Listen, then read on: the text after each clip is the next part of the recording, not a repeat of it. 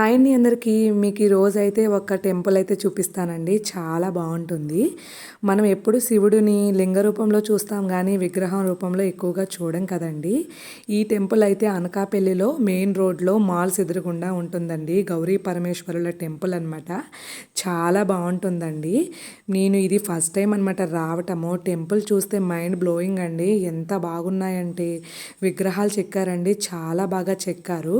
ఒక్కొక్క విగ్రహము ఒక మనిషి రూపంలో ఉన్నట్టుంది. ఎంత చక్కగా ఉన్నాయంటే చూసి కొద్దీ చూడాలనిపిస్తుంది. మనం శివుడిని ఎక్కువగా లింగ రూపంలోనే చూస్తాం కదండీ! ఇక్కడైతే విగ్రహాల రూపంలో ఉన్నారనమాట. పరమేశ్వరు, పార్వతీదేవి, వినాయకుడు, అలాగే సుబ్రహ్మణ్యేశ్వర స్వామి అనమాట. ఫ్యామిలీ అనమాట. విగ్రహాలైతే చాలా బాగా చెక్కారండి. నిజంగా ఎంత బాగున్నాయో ఒకసారి ఎప్పుడైనా అనకాపల్లి వస్తే ఈ టెంపుల్ని అయితే విజిట్ చేయండి. నిజంగా ఎంత ప్రశాంతంగా ఉందో. నాకైతే ఈ టెంపుల్ నుంచి బయటకైతే అసలు రావాలనిపించట్లేదు. ఎందుకంటే చాలా ప్రశాంతంగా అనిపించింది. ఎక్కువగా జనం ఎవరూ లేరు. ఈ టెంపుల్ అయితే మార్నింగ్ 6 నుంచి 1 వరకు ఓపెన్‌లో ఉంటుందండి.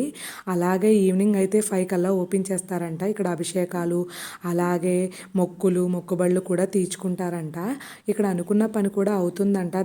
దంపతులుగా కొత్తగా పెళ్ళైన వాళ్ళు కూడా ఇక్కడ ఎక్కువగా వస్తారంట.